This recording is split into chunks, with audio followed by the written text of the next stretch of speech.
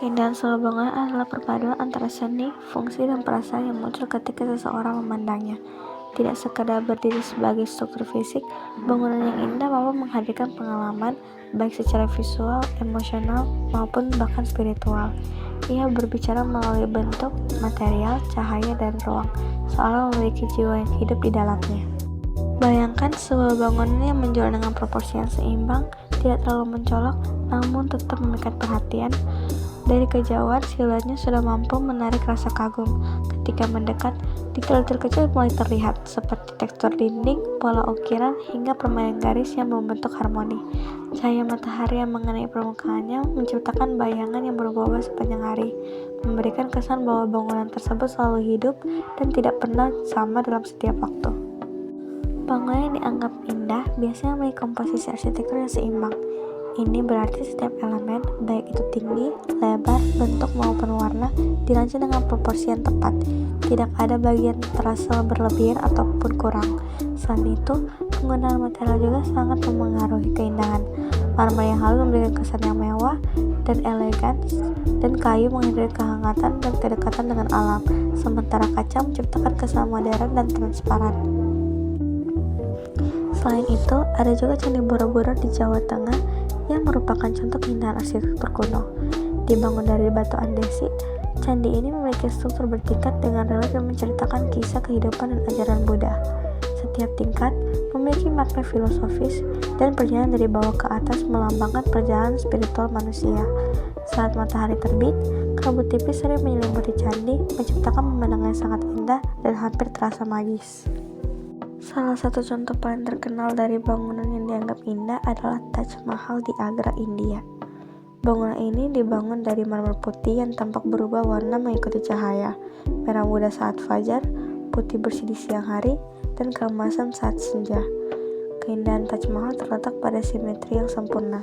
Setiap sisi bangunan memiliki keseimbangan yang sama, termasuk taman, kolam, refleksi, dan menara di sekelilingnya. Detail ukuran kaligrafi dan motif bunga yang halus menunjukkan tingkat ketelitian luar biasa. Namun, yang membuatnya semakin indah adalah maknanya sebagai simbol cinta karena dibangun oleh Kaisar Shah Jahan untuk mengenang istrinya. Selanjutnya kita masuk pada penerapan teori keindahan yang kelompok kami pilih. Teori sublime dan beautiful merupakan salah satu konsep penting dalam estetika yang dikemukakan oleh Edmund Burke pada tahun 1757. Nah, dalam teorinya, Burke menjelaskan bahwa keindahan tidak hanya berasal dari sesuatu yang tampak indah secara visual, tetapi juga dari bagaimana manusia merasakan dan merespon suatu objek secara emosional. Nah, Burke membagi pengalaman estetika menjadi dua jenis utama, yaitu beautiful dan sublime. Beautiful atau keindahan menunjuk pada hal-hal yang bersifat lembut, halus, teratur, dan menyenangkan. Sesuatu yang indah biasanya memberikan rasa nyaman, tenang, dan damai bagi manusia. Dalam konteks arsitektur, keindahan ini dapat terlihat dari penggunaan proporsi yang harmonis, detail ornamen yang halus, serta skala bangunan yang sesuai dengan ukuran manusia. Nah, di sisi lain, sublime atau keagungan memiliki karakter yang sangat berbeda. Sublime berkaitan dengan sesuatu yang besar, luas, tinggi, dan terkadang membuat kita terasa terintimidasi. Nah, pengalaman ini tidak selalu nyaman, tetapi justru menimbulkan rasa kagum, takjub, bahkan sedikit takut.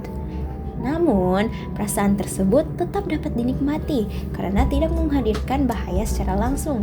Dalam arsitektur, konsep sublime sering diwujudkan melalui bangunan yang monumental, ruang yang sangat tinggi, serta pencahayaan yang dramatis. Salah satu gagasan penting dari Burke adalah bahwa rasa takut selama berada dalam kondisi yang aman dapat menjadi sumber keindahan.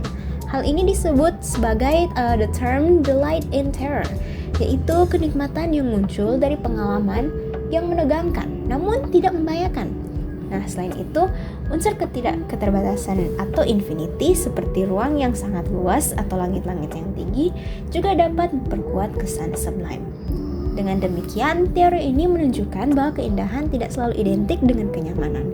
Ada kalanya sesuatu terasa indah justru karena mampu membangkitkan emosi yang kuat dan mendalam. Kalau begitu, bagaimana hubungan Basilika Santo Petrus ini dengan teori beautiful and sublime dari Edmund Burke? Nah, dari sisi sublime, basilika ini menunjukkan karakter yang sangat kuat. Skala bangunan yang monumental, terutama pada kubah besar yang dirancang oleh Michelangelo, menciptakan kesan luar biasa megah. Ketika seseorang memasuki ruang interiornya, ia akan langsung merasakan betapa kecil dirinya dibandingkan dengan ketinggian dan keluasan ruang yang ada. Elemen vertikal yang dominan ditambah dengan pencahayaan alami dari atas memperkuat suasana dramatis dan sakral. Hal ini sejalan dengan konsep sublime, di mana keindahan muncul dari rasa kagum, takjub, bahkan rasa terintimidasi. Namun tetap dapat dinikmati karena berada di kondisi yang aman. Di sisi lain, unsur beautiful juga sangat jelas terlihat. Interior basilika dipenuhi dengan detail ornamen yang halus seperti patung, ukiran, serta penggunaan material marmer dan warna-warna hangat yang memberikan kesan elegan. Proporsi ruang yang simetris dan teratur juga membuat bangunan ini tetap terasa harmonis dan nyaman secara visual. Elemen-elemen inilah yang menciptakan pengalaman yang menenangkan dan menyenangkan sesuai dengan karakter beautiful dalam teori Burke. Dengan ini dapat disimpulkan bahwa St. Petrus Basilica merupakan contoh arsitektur yang berhasil menggabungkan dua kualitas estetika sekaligus. Skala dan monumentalitasnya menghadirkan pengalaman sublime, sementara detail dan proporsinya menghadirkan keindahan yang bersifat beautiful. Kombinasi inilah yang membuat basilika ini tidak hanya terlihat indah, tetapi juga mampu memberikan pengalaman ruang yang mendalam dan emosional bagi pengunjungnya. Next, kita masuk pada teori yang berikutnya, yaitu teori keindahan dari fungsi dan terciptanya ruang. Nah, teori keindahan dari fungsi menyatakan bahwa bentuk arsitektur harus mengikuti fungsi yang ada di dalamnya. Konsep ini dikenal dengan istilah form follows function yang diperkenalkan oleh Louis Sullivan.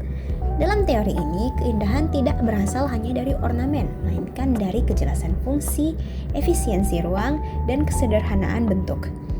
Ruang terbentuk berdasarkan kebutuhan aktivitas manusia, sehingga setiap elemen dalam bangunan memiliki tujuan yang jelas.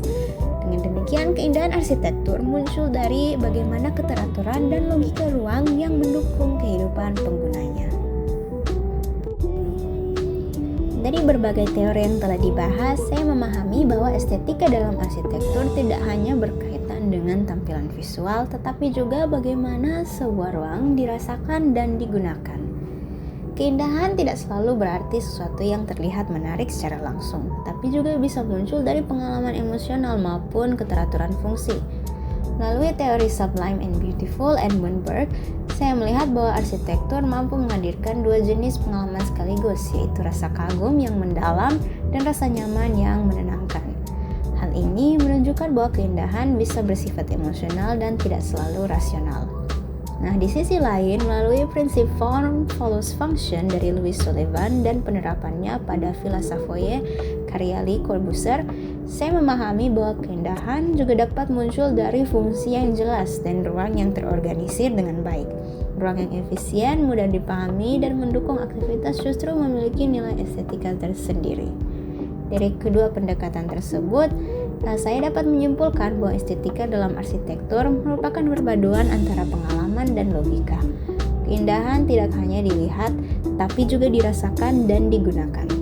Sebuah bangunan dapat dianggap indah ketika mampu menghadirkan pengalaman ruang yang bermakna sekaligus berfungsi dengan baik bagi penggunanya.